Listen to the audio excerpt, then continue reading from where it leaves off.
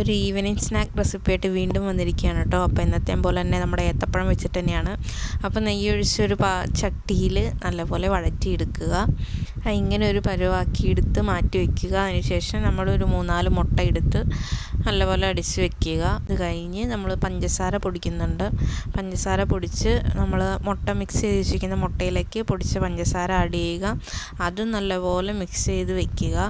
ശേഷം നമ്മുടെ മുട്ടയുടെയും പഞ്ചസാരയുടെയും ബാറ്ററിലേക്ക് പഴം നമ്മൾ വഴറ്റി വെച്ചിരിക്കുന്ന ഏത്തപ്പഴം ആഡ് ചെയ്യുക. പിന്നെ നല്ലപോലെ മിക്സ് ചെയ്തതിന് ശേഷം ഒരു ചട്ടി എടുത്തിട്ട് അതിലേക്ക് ഒഴിക്കുക. ആ ബാറ്റർ അതിലേക്ക് ഒഴിക്കുക.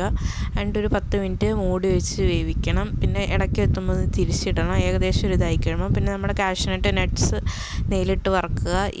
ആവശ്യമുണ്ടെങ്കിൽ വറുക്കുക. പിന്നെ വറുക്കുന്നവരോട് പറയാനുള്ളത് അത് ഇടണം, ഞാൻ മറന്നു പോകരുതെന്നാണ്. കാരണം ഞങ്ങൾ മറന്നു പോയിട്ടുണ്ടായിരുന്നു. നമ്മുടെ ഇത് റെഡി ആയിട്ടുണ്ട് കേട്ടോ. സ്നാക്ക് റെഡി ആയിട്ടുണ്ട്.